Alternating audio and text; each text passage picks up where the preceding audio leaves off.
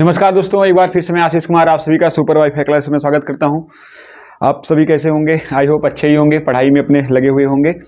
और दोस्तों, जैसे कि हमने आपसे वादा किया है कि यूपी पुलिस के एग्जाम के लिए विशेषकर आपकी कक्षाएं जो है वो शुरू कर दी गई, जिसमें से आपकी 3 क्लासेज हो चुकी हैं। आज आपकी ये चौथी क्लासेज है, ठीक है। तो आपको क्या करना है, प्रॉपर नोट्स बनाते जाना है, प्रॉपर तरीके से लिखते जाना है। और जब हम इसको रिवाइज करवाएंगे तो एक बार आपको पूरी तरह से एक बार रिवाइज भी इसको आपको बार बार करवाएंगे, ठीक है। तो एक दिन टाइम निकाल के केवल आपको क्या किया जाएगा, एक क्लास में आपको केवल टोटल रिवीजन कराया जाएगा भैया, ठीक है। चलिए देखते हैं आज की आपकी क्लास से जो है यूपी के पुलिस के एग्जाम के लिए तो मोस्ट इंपॉर्टेंट है, बहुत ही ज़्यादा इंपॉर्टेंट भैया, ठीक है। क्लास बिल्कुल मिस मत करिएगा और जरूर साथ में लिखने की प्रयास जरूर करिए भैया, ठीक है। साथ में लिखने का प्रयास जरूर करिए। स्क्रीनशॉट तो है ही, लेकिन साथ में लिखने का प्रयास करिए। अगर नहीं लिख पाते हैं साथ में, कोई बात नहीं, स्क्रीनशॉट का मौका आपको देते हैं। स्क्रीनशॉट करने के बाद उसको लिखा जरूर करिए। जितना ज़्यादा लिखेंगे उतना ज़्यादा आपको जो है याद होगा, ठीक है। चलिए शुरुआत करते हैं क्लास की। चलो भैया, पहला ही सवाल और बहुत ही इंपॉर्टेंट सवाल। आप जानते हैं इस तरह के एग्जाम में सवाल आते हैं और क्या हो जाता है, गलत हो जाता है भैया, लेकिन गलत नहीं होना है। देखिए इसमें आपके ऑप्शंस क्या हैं, ये 3 चीजें इसमें दिया है, 3 चीजें मिलाने को दिया है। पहली बात तो एक तरफ व्यक्ति का नाम है, दूसरी तरफ उसका घराना दिया है, तीसरी तरफ क्या भैया, उसका जो है वो क्या करते हैं, वो किस वाद्य यंत्र से संबंधित है, ठीक है। तो चलिए देख लेते हैं। पहला जो ऑप्शन है आपका इसमें शंभू महाराज। शंभू महाराज का संबंध किस घराने से है? बनारस घराने से है। और क्या है भैया, पखावज वादक है। बिल्कुल क्या है आपका, ये सही ऑप्शन है। शंभू महाराज का संबंध किस घराने से? बनारस घराने से है। और ये क्या, इनका कौन सा वाद्य यंत्र है? तो पखावज से संबंधित, ठीक है। इंपॉर्टेंट है, याद कर लीजिएगा। बिस्मिल्लाह खां, मोस्ट इंपॉर्टेंट भैया, मोस्ट इंपॉर्टेंट, याद कर लीजिएगा। इनका जो संबंध है कौन से घराने से? बनारस घराने से है। किससे संबंधित है? कौन से वाद्य यंत्र से संबंधित है? याद रखिएगा, कौन सा वाद्य यंत्र है इनका? शहनाई वाद्य यंत्र है, ठीक है। अगला क्या भैया, हरि प्रसाद चौरसिया, इनका कौन सा घराना है? इलाहाबाद घराना है। और ये क्या भैया, ये इनका संबंध किस वाद्य यंत्र से? याद रखिएगा, कई बार एग्जाम्स में पूछा गया है हरि प्रसाद चौरसिया का संबंध किस वाद्य यंत्र से? तो याद रखिए किस वाद्य यंत्र से भैया, तो आपका बांसुरी वाद्य यंत्र से। बिस्मिल्लाह खां के बारे में भी कई बार पूछा गया, याद रखिएगा इनका संबंध किस वाद्य यंत्र से? शहनाई वाद्य यंत्र से। गुदई महाराज की बात करें, कौन से घराने के? बनारस घराने के, बिल्कुल एकदम सही बात है। तो और ये इनका वाद्य यंत्र क्या है? सितार नहीं भैया, ये इनका सितार नहीं है। इनका जो वाद्य यंत्र है वो क्या है? तबला वादक है। ये क्या है? तबला वादक है। क्या भैया, ये तबला वादक है, याद रखिएगा। ये क्या है? तबला वादक है, सितार वादक नहीं। ये क्या है भैया? तबला वादक है। तो इसमें पूछा गया है असुमेलित का चयन करिए, तो ऑप्शन नंबर आपका कौन सा हो जाएगा? ऑप्शन नंबर आपका डी हो जाएगा। इसके अलावा याद रखिएगा, अगर आपसे कहा जाए जाकिर हुसैन, जाकिर हुसैन का संबंध, तो जाकिर हुसैन का संबंध किस वाद्य यंत्र से भी है? याद रखिएगा तबला वादक। कौन से वादक हैं? तबला वादक हैं, याद रखिएगा तबला वादक हैं। और किस राज्य के हैं? ये महाराष्ट्र के हैं। किस राज्य के हैं? महाराष्ट्र राज्य के हैं। और आपको याद होना चाहिए जाकिर हुसैन को ही सन 2023 में क्या मिला है? पद्म विभूषण मिला है। क्या मिला है भैया? पद्म विभूषण इनको मिल चुका है, याद रखिएगा। क्या मिल चुका है? पद्म विभूषण मिल चुका है। इसके अलावा याद रखिएगा कनक रेले, याद रखिएगा भैया, कनक रेले का संबंध किस शास्त्रीय नृत्य से है? तो याद रखिएगा कनक रेले का संबंध किससे भैया? मोहिनी अट्टम से। किससे है? मोहिनी अट्टम से है। किससे है? मोहिनी अट्टम से है। और इनकी हाल ही में क्या हो गई भैया? इनकी हाल ही में क्या हो गई? मृत्यु हो गई। इसलिए याद रखिएगा कनक रेले का संबंध किस आपके शास्त्रीय नृत्य से? तो कौन सा है? मोहिनी अट्टम। और मोहिनी अट्टम कहाँ का है आपका? केरल का है। कथकली और मोहिनी अट्टम कहाँ का है आपका? केरल का है। कहाँ का भैया? ये केरल का नृत्य है, याद रखिए। कहाँ का नृत्य है ये आपका? केरल का नृत्य। इसको सही कर लेते हैं, ये कहाँ का नृत्य है आपका? केरल का है। कहाँ का भी है आपका? केरल का नृत्य है। कौन सा नृत्य है आपका? मोहिनी अट्टम। इनका कनक रेले का संबंध किस आपका जो शास्त्रीय नृत्य है कौन सा भी है? मोहिनी अट्टम से। अब मोहिनी अट्टम कहाँ का है? केरल का है। कथकली भी कहाँ का है? केरल का है। कथकली भी कहाँ का है? केरल का है। तो आपका जो ऑप्शन है याद रखिएगा। और ये तो इंपॉर्टेंट सवाल है, इसमें आपको करंट भी है, साथ में क्या है भी आपका जीके भी है। तो जाकिर हुसैन का संबंध किस वाद्य यंत्र से? तबला से है। किस राज्य के हैं? महाराष्ट्र राज्य के हैं। 2023 में याद रखिएगा कौन सा पुरस्कार? पद्म विभूषण कुल कितने लोगों को दिया गया है? 6 लोगों को दिया गया है। 6 लोगों में से कौन है भैया? जाकिर हुसैन, याद रखिएगा 6 लोगों में से कौन है आपके? जाकिर हुसैन, ठीक है। चलिए स्क्रीनशॉट करना भैया, स्क्रीनशॉट कर लो। ये सब आपको याद कर लेना है, ठीक है। कौन से घराने के हैं? बनारस घराने के हैं। लेकिन वादक कौन सा भैया? तबला वादक है, सितार वादक नहीं है, ठीक है। चलिए स्क्रीनशॉट हो गया होगा। चलिए आगे चलते हैं। बहुत ही इंपॉर्टेंट, मोस्ट इंपॉर्टेंट सवाल भैया। कई सारे एग्जाम आपका, चाहे यूपी पीसीएस का एग्जाम हो, यूपी ट्रिपल एससी का कोई भी एग्जाम हो, साथ में आपका पुलिस का एग्जाम हो, कई सारे एग्जामों में ये सवाल आपका पूछा गया है। 108 द्वीपों का, यहाँ पे जिजरा नहीं, यहाँ पे पिजरा लिखना था।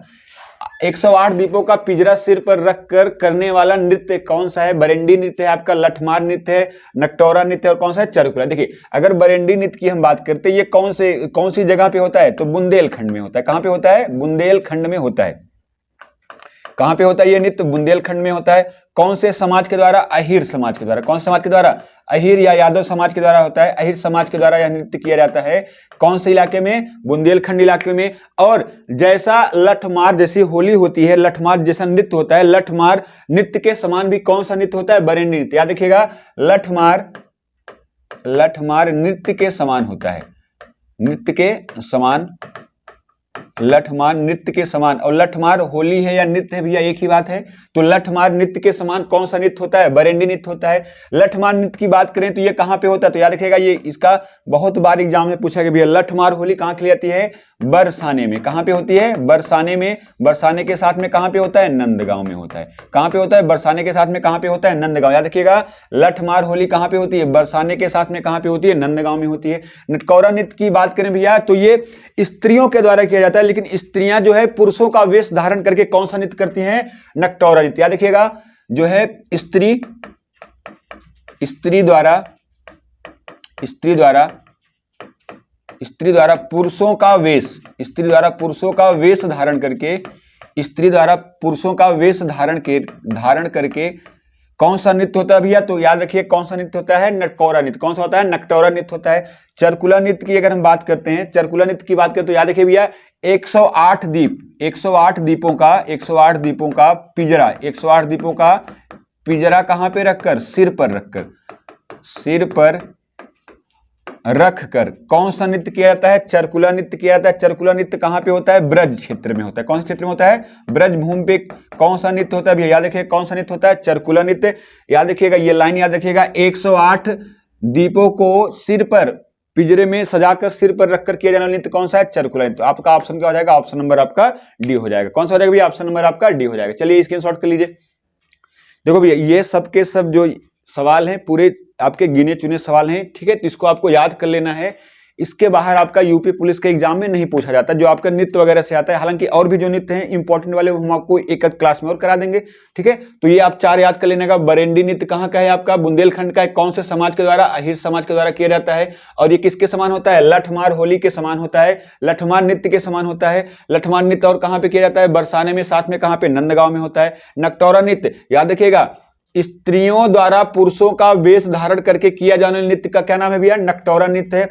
108 दीपों का पिंजरा सिर पर रखकर किया जाने वाला नृत्य कौन सा है? चरकुला नृत्य है। कहां पे किया जाता है? ब्रजभूमि में किया जाता है। आपके ऑप्शन क्या हो जाएगा भैया? ऑप्शन नंबर आपका क्या हो जाएगा? डी हो जाएगा। चलिए स्क्रीनशॉट कर लेंगे।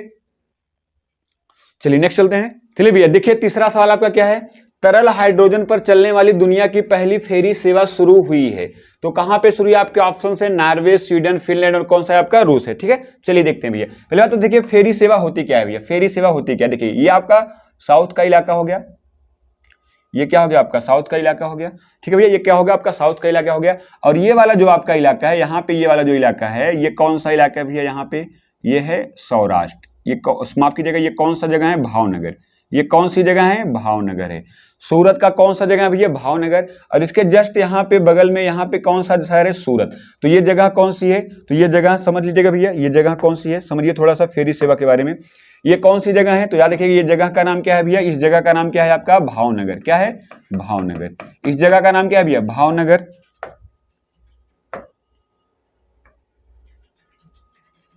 इस जगह का नाम क्या है आपका? भावनगर। इस जगह का नाम क्या है भैया? भावनगर। और याद रखिएगा, इस जगह का नाम आपका क्या है? यहाँ पे ये जो जगह है, इस जगह का नाम क्या है भैया? तो इस जगह का नाम है आपका सूरत। ये कौन सी जगह है आपकी? सूरत जगह है। तो यहाँ पे बीच में एक खाड़ी पड़ती है, यहाँ पे ये बीच में क्या है भैया? एक खाड़ी पड़ती है यहाँ पे, जिसको हम क्या बोलते हैं? खंबात की खाड़ी। क्या बोलते हैं? खंबात की खाड़ी। इस जगह को, इस जगह, इस खाड़ी को हम कौन सी खाड़ी बोलते हैं? तो याद रखिए कौन सी खाड़ी है? खंबात की खाड़ी। कौन सी खाड़ी है भैया? ये आपकी खंबात की खाड़ी। याद रखिएगा, ये आपकी कौन सी खाड़ी है? खंबात की खाड़ी। यहाँ लिख देते हैं कौन सी खाड़ी है? खंबात की खाड़ी है। खंबात की खाड़ी। कौन सी खाड़ी है? खंबात की खाड़ी है।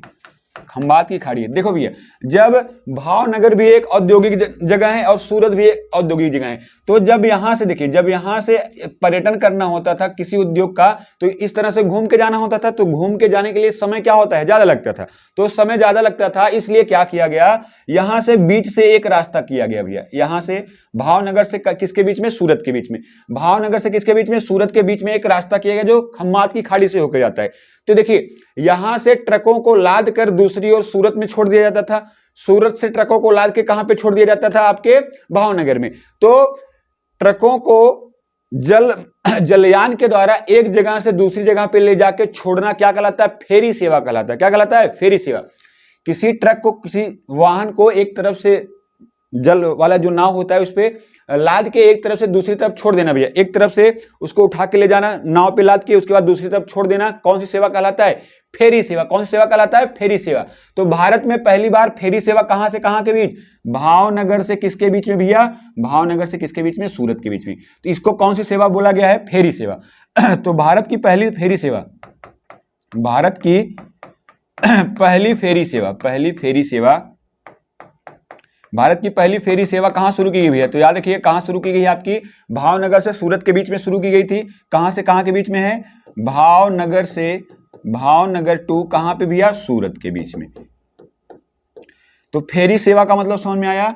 फेरी सेवा का मतलब क्या होता है भैया, वाहनों को जल मार्ग के द्वारा एक तरफ से दूसरी तरफ छोड़ देना क्या कहलाता है, फेरी सेवा कहलाता है। ठीक है, तो भारत में पहली बार कहां शुरू हुआ था, भावनगर से सूरत के बीच में शुरू हुआ था। कौन सी खाड़ी में, खंबात की खाड़ी में भैया। तो अब देखिए यहां पे क्या है, तरल हाइड्रोजन से चलने वाली दुनिया की पहली, देखिए फेरी सेवा का मतलब क्या हुआ, जो जलयान चलेगा उसमें किसका उपयोग किया जाएगा, ईंधन के रूप में हाइड्रोजन का प्रयोग किया जाएगा। किसका प्रयोग किया जाएगा, हाइड्रोजन का। तो हाइड्रोजन के द्वारा, हाइड्रोजन, हाइड्रोजन के द्वारा,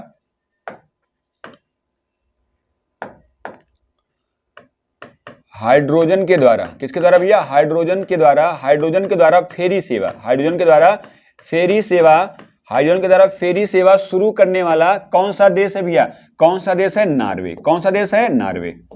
हाइड्रोजन के द्वारा फेरी सेवा को शुरू करने वाला विश्व का पहला देश कौन सा भैया, नॉर्वे। तो आपका ऑप्शन क्या हो जाएगा, नॉर्वे। क्या हो जाएगा भैया, नॉर्वे हो जाएगा। ठीक है, फेरी सेवा समझ में आई आपको, क्या होता है फेरी सेवा का मतलब, ट्रक को एक तरफ से लाद कर दूसरी तरफ छोड़ देना जल मार्ग के रास्ते, उसी को हम क्या बोलते हैं, फेरी सेवा बोलते हैं। क्योंकि इस फेरी सेवा में ईंधन के रूप में किसका प्रयोग किया जाएगा, हाइड्रोजन का प्रयोग किया जाएगा। तो ये विश्व की, दुनिया भर में ये पहली है, दुनिया की पहली फेरी सेवा है जो हाइड्रोजन चलेगी। कहां पे शुरू की गई भैया, नॉर्वे में। कहां पे शुरू की गई, आइए देख लेते हैं नॉर्वे के बारे में मैप से थोड़ा सा। चलिए ये देखो भैया, ये आपका देश कौन सा है, ये आपका महाद्वीप कौन सा है, ये वाला आपका महाद्वीप है कौन सा, ये ऊपर का जो हिस्सा ये आपका यहाँ पे, चलिए ये छोटा सा ये वाला जो हिस्सा ये कौन सा, यूरोप महाद्वीप है। कौन सा हिस्सा भैया, यूरोप महाद्वीप का है। कौन सा हिस्सा है आपका, यूरोप महाद्वीप का हिस्सा है। चलिए देखिए, आप ऊपर देखेंगे थोड़ा सा, यहाँ पे जो आपको एक देश दिख रहा है, यहाँ पे ये वाला देश, ये ऊपर का हिस्सा जो आपको दिख रहा है, यही देश आपका कौन सा भैया, नॉर्वे। ये देश आपका कौन सा है, नॉर्वे। थोड़ा सा इसको जूम कर लिया जाए, जूम तो नहीं होगा ये शायद,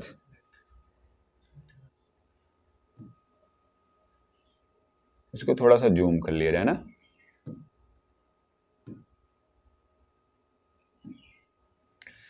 दिख रहा होगा भैया। चलिए पेन पे आ जाते हैं इसको। चलिए अब क्लियर आपको दिख रहा होगा भैया। देखिए यहाँ पे जो है आपका ये वाला जो एरिया है, यहाँ पे आप देख रहे हैं, ये यहाँ से लेकर यहाँ वाला जो पूरा का पूरा एरिया है, चलिए दूसरे पेन से कर देते हैं ना, ये हरे कलर से। ये वाला जो आपको एरिया दिख रहा होगा, ये वाला जो पूरा का पूरा एरिया दिख रहा है भैया, ये वाला जो पूरा का पूरा एरिया दिख रहा है आपको, ये कौन सा देश है, तो ये कौन सा देश है भैया, नॉर्वे। ये पूरा का पूरा आपका देश जो ऊपर की तरफ दिख रहा है, ये कौन सा देश है भैया, आपका नॉर्वे देश है। ये यहाँ से लेके यहाँ तक फैला हुआ है, कौन सा देश है भैया, ये नॉर्वे देश है। ये कौन सा देश है आपका, नॉर्वे। याद रखिएगा कौन सा देश है आपका, ये नॉर्वे देश है। चलिए थोड़ा सा इसको हम कलर कर देते हैं ना, जिससे आपके माइंड में ये सेट हो जाए।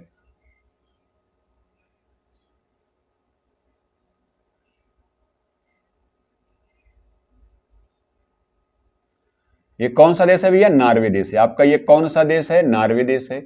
चलिए समझिए, तो नॉर्वे देश में क्या शुरू किया गया, पहली फेरी सेवा शुरू की गई भैया,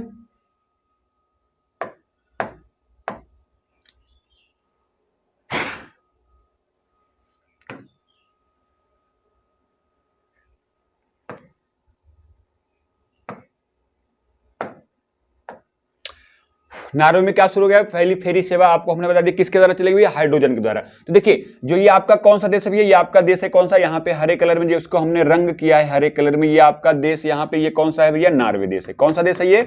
नॉर्वे। आपका ये देश कौन सा भैया? नॉर्वे।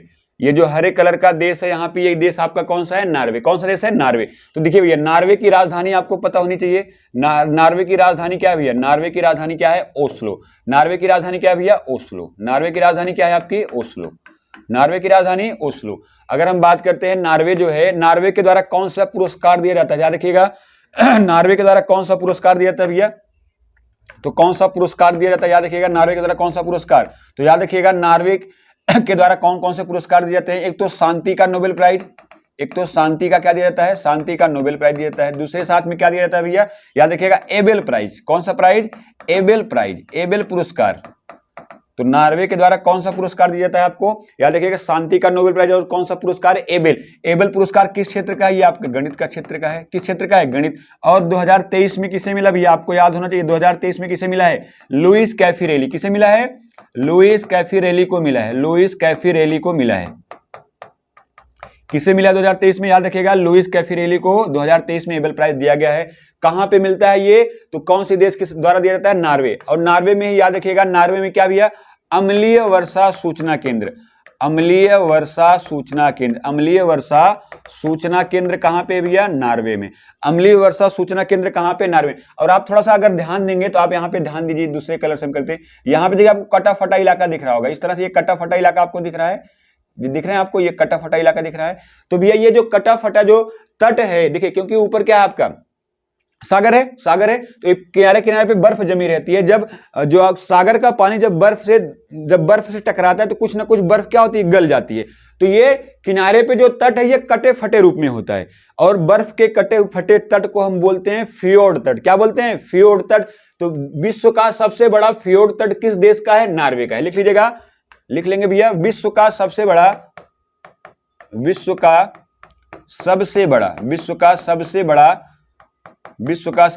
फियोर्ड तट, विश्व का सबसे बड़ा फियोर्ड तट किस देश का है भैया? तो किस देश का है? आपका नॉर्वे का है। अब इसके जस्ट बगल में आप देखेंगे ये आपका कौन सा देश हो गया? ये आपका हो गया नॉर्वे हो गया। नॉर्वे के बगल में आप देखेंगे ये देश कौन सा आपका? स्वीडन। कौन सा देश है भैया? स्वीडन। कौन सा देश है? स्वीडन। और ये आप बगल में देखेंगे ये कौन सा देश है? ये आपका है फिनलैंड। कौन सा देश है भैया? आपका ये फिनलैंड है। तो ऊपर की तरफ अगर आप देखेंगे तो नॉर्वे, स्वीडन, फिनलैंड कौन सा देश हो गए?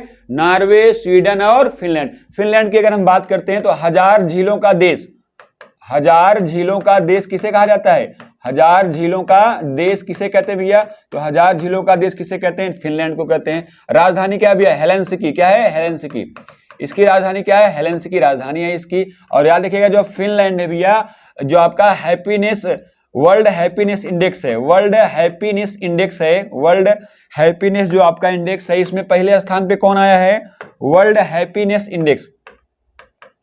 वर्ल्ड हैप्पीनेस जो आपका इंडेक्स है, वर्ल्ड हैप्पीनेस इंडेक्स में, वर्ल्ड हैप्पीनेस इंडेक्स में इसका कौन सा स्थान है भैया? तो फर्स्ट स्थान पे। कौन से स्थान पे? फर्स्ट। अगर बात करें वर्ल्ड हैप्पीनेस इंडेक्स की बात करते हैं तो इसमें भारत कौन से स्थान पे भैया? तो भारत 126 पे। याद रखिएगा भारत कौन से स्थान पे? 126वें स्थान पे है। और अंतिम में कौन सा है? तो अंतिम स्थान पे कौन सा देश है भैया? अफगानिस्तान। कौन सा देश है? अफगानिस्तान। कौन से स्थान पे? अफगानिस्तान 137, 137वें स्थान पे। और अगर हम बात करें वर्ल्ड हैप्पीनेस जारी कौन करता है भैया? SDSN, सस्टेनेबल डेवलप, कौन सा भैया?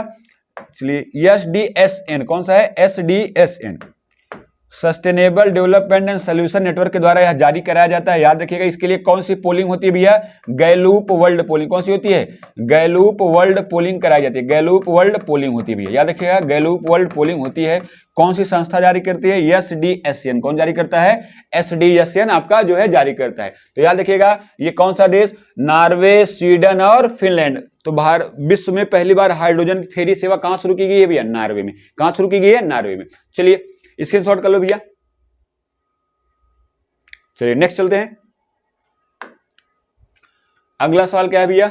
बहोसली पेंटिंग जम्मू कश्मीर की किस चित्रकारी को GI टैग दिया गया है? बहोसली पेंटिंग, मधुबनी पेंटिंग, तो भैया जम्मू कश्मीर की किस चित्रकारी को GI टैग दिया गया है? आपके ऑप्शन है बहोसली पेंटिंग, मधुबनी पेंटिंग, चिकनकारी कला, पट्ट चित्रकला है। मंडाना चित्रकला है। देखिए जो भोसली पेंटिंग है ये कहाँ की है, जम्मू कश्मीर की। ये कहाँ की भैया आपकी, जम्मू कश्मीर की है। मधुबनी पेंटिंग ये आपकी कहाँ की है, बिहार की। याद रखिएगा बहुत इंपॉर्टेंट सवाल है भैया, कहाँ की है, बिहार की है। चिकनकारी याद रखिएगा सबसे इंपॉर्टेंट आपके लिए यही है भैया, याद रखिएगा ये कहाँ की है, लखनऊ की है। कहाँ की है, ये लखनऊ की है।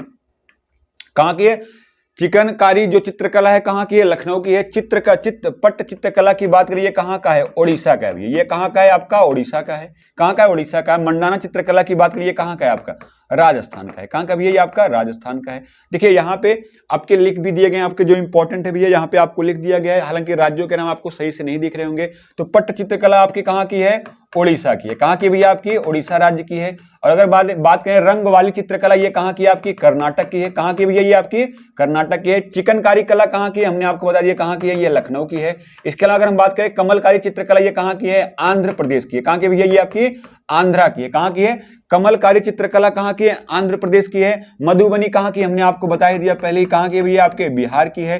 पिथौरा चित्रकला ये कहाँ की भैया, ये गुजरात की है। कहाँ की, ये गुजरात की है। पिथौरा चित्रकला कहाँ की है, गुजरात की है। फर्ण मानचित्र कहाँ का है, ये राजस्थान का है। याद रखिएगा फर्ण मानचित्र कहाँ का है, ये राजस्थान का है। कहाँ का भैया, ये आपका राजस्थान की चित्रकला है। मंडाना चित्रकला ये भी कहाँ की है आपकी, राजस्थान की है। मंडाना चित्रकला भी कहाँ की, राजस्थान की। कोल्लम चित्रकला ये कहाँ की है, तमिलनाडु की है। कहाँ की भैया, ये तमिलनाडु की है। कोल्लम चित्रकला कहाँ की है, तमिलनाडु की है। तंजौर चित्रकला ये भी कहाँ की है आपकी, तमिलनाडु की है। कहाँ की भैया, ये आपकी तमिलनाडु की है। इसके अलावा फुलकारी चित्रकला याद रखिए कहाँ की है, ये पंजाब की है। कहाँ की भैया, पंजाब की है। चेरियल चित्रकला ये कहाँ की आपकी, तेलंगाना की। कहाँ की भैया, तेलंगाना की है। सारे के सारे इंपॉर्टेंट जो चित्रकारी है आपको यहाँ पे लिखा दिया गया, आपको याद कर लेना। फिर से एक बार हम रिवाइज करते हैं, देखो भैया पट्ट चित्रकला कहाँ की है, उड़ीसा की है। रंग वाली चित्रकला कहाँ की है, कर्नाटक की है। चिकनकारी कहाँ की है, आपके एग्जाम के ये कई बार पूछा गया, चिकनकारी कहाँ की है भैया, तो लखनऊ की। चिकनकारी कहाँ की है, लखनऊ की है। कमलकारी चित्रकला कहाँ की है, आंध्र प्रदेश की। मधुबनी याद रखिएगा इंपॉर्टेंट, मधुबनी कहाँ की है, बिहार की है। मधुबनी कहाँ की है, बिहार की है। पिथौरा चित्रकला कहाँ की है, गुजरात की है।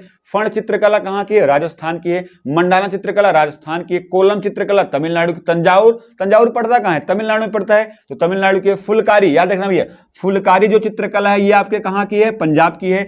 चेरियर जो चित्रकला है वो कहाँ की है आपके, तेलंगाना की। ठीक है, चलिए सबको आपको नोट कर लेना है, स्क्रीनशॉट कर लो भैया। तो इसमें जो आपका सही आंसर हो वो क्या हो जाएगा आपका, क्या हो जाएगा भैया, बसोहली जो पेंटिंग है वो कहाँ की है आपके, जम्मू कश्मीर की है। कहाँ की है भैया आपके, जम्मू कश्मीर, जिसको क्या दिया गया है, जीआई टैग दिया गया। क्या दिया गया भैया, GI tag, geographical indication.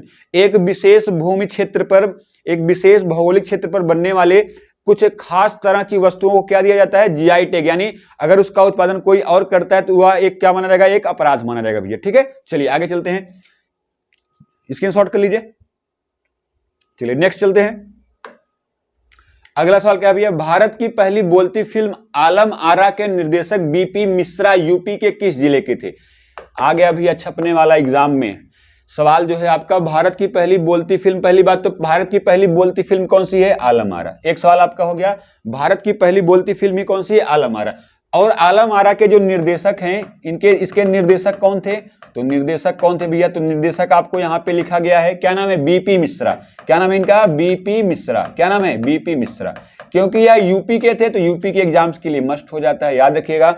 Alam Ara Bharat की पहली बोलती, देखिए यहाँ पे लिखा है ना, भारत की पहली बोलती फिल्म कौन सी, भारत की पहली फिल्म कौन सी थी, राजा हरिश्चंद्र थी, लेकिन पहली वो मूक फिल्म थी। ये क्या है, बोलती फिल्म, जिसमें दृश्य के साथ में आवाज भी आए। लेकिन जो आपका राजा हरिश्चंद्र बना था वो कैसी मूवी थी भैया, तो वो कैसी मूवी थी, वो मूक फिल्म थी। कैसी फिल्म थी, मूक फिल्म।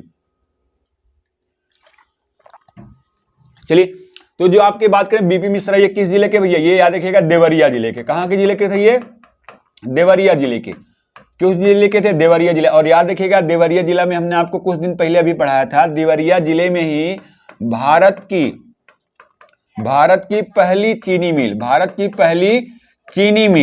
की पहली चीनी मिल कहां लगाई गई थी, देवरिया में। कब लगाई गई थी, याद रखिएगा 1903 में। अगर जगह का नाम पूछे तो प्रतापपुर। क्या नाम था, प्रतापपुर।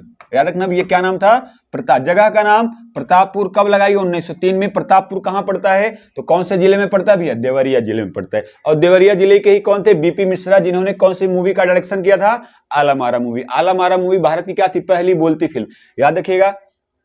चलिए आगे चलते हैं। अगर नोएडा की बात करें भैया, नोएडा को क्या बोलते हैं भैया, छोटी फिल्म सिटी।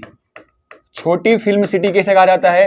तो छोटी फिल्म सिटी किसे कहा जाता है भैया? तो याद रखिएगा, छोटी फिल्म सिटी किसे कहते हैं? नोएडा को कहते हैं। जेवर एयरपोर्ट कहां बन रहा है? जेवर एयरपोर्ट कहां बन रहा है भैया?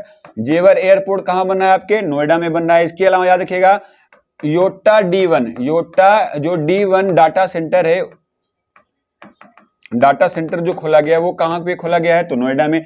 बुद्ध इंटरनेशनल सर्किट कहां पे है? Buddha international circuit, Buddha international circuit कहां पे है भैया? तो याद है किस जगह पे है आपका? तो किस जगह पे? नोएडा में। मिर्जापुर की बात करें, याद रखिएगा विंडम फॉल, याद रखिए भैया विंडम फॉल कहां पे है? विंडम जो जलप्रपात है, विंडम फॉल किस जिले में है? मिर्जापुर में। इसके अलावा याद रखिएगा चुनार का किला कहां पे है? चुनार का किला, चुनार का किला कहां पे भी है? तो मिर्जापुर में। चुनार के किले का निर्माण किसने करवाया था? याद रखिएगा शेर शाह सूरी। किसने करवाया था? शेर शाह सूरी। याद रखना भैया किसने करवाया था? शेर शाह सूरी ने करवाया था। अगर हम बात करें सीता, तो याद रखिएगा सीतापुर में एक जगह है नैमिषारण्य। क्या नाम है भैया? नैमिषारण्य। याद रखिएगा नैमिषारण्य। सीतापुर में एक जगह का नाम क्या है? नैमिषारण्य। इसे क्या कहते हैं भैया? 88,000 ऋषियों की तपोभूमि किसे कहते हैं? याद रखिएगा 88,000 ऋषियों की तपोभूमि, ऋषियों की तपोभूमि किसे कहा जाता है? तपोभूमि किसे कहा जाता है? तो याद रखिएगा किसे कहा जाता है? देखिए नैमिषारण्य ऑप्शन में दिया तो बिल्कुल सही है, नहीं तो आपको ऑप्शन में क्या मिलेगा? सीतापुर मिलेगा। तो आपके ऑप्शन क्या होगा भैया? निर्देशक बीपी मिश्रा किस जिले के थे? तो याद रखिए किस जिले के थे भैया? देवरिया जिले के। कौन से जिले के थे? देवरिया जिले। याद रखिएगा कौन से जिले के हैं भैया? देवरिया जिले के थे। ठीक है, चलिए कौन से जिले के थे आपके? देवरिया जिले के थे। तो भैया ये आज आपकी क्लासेस थी।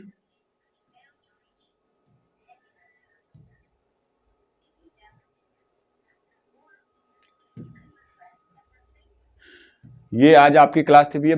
कमेंट बॉक्स में कमेंट करके जरूर बताइएगा कि क्लास आपको कैसी लगी। और ये आपके यूपी के एग्जाम के लिए, कोई भी यूपी का कोई भी एग्जाम हो, चाहे वो पीसीएस का हो या लोअर पीसीएस का हो या आपका पुलिस का एग्जाम हो, सबके लिए मोस्ट, हालांकि आपको पुलिस का दृष्टिकोण रख के पढ़ाया जा रहा है इसलिए ज़्यादा एक्सप्लेनेशन नहीं की जा रही है। ठीक है, तो आपको जितना सवाल आपको पढ़ाया जा, जितना एक्सप्लेनेशन आपको लिखाया जा रहा है, आपको इंपॉर्टेंट है, सबका सब आपको नोट कर लेना है और सबका सब आपको याद कर डालना है भैया। ठीक है, चलिए आज की क्लास को यहीं पे समाप्त करते हैं और ज़्यादा से ज़्यादा लोगों के पास चैनल को शेयर करिए और ज़्यादा से ज़्यादा लाइक करिए भैया। ठीक है, चलिए आज की क्लास को यहीं पे समाप्त किया जाता है। और लिखना बिल्कुल नहीं छोड़ना, लिखना। ठीक है, ये स्क्रीनशॉट से आपका काम नहीं होने वाला है। मैं फिर बता दे रहा हूँ, स्क्रीनशॉट आपके मोबाइल में ही रह जाएगा, वो फिर डिलीट हो जाएगा कुछ दिन बाद, आप कुछ कर नहीं पाओगे। ठीक है, तो इसलिए आप, भगवान ने हाथ दिया है ना, तो लिखिए। चलिए क्लास को यहीं पे समाप्त करते हैं भैया, धन्यवाद।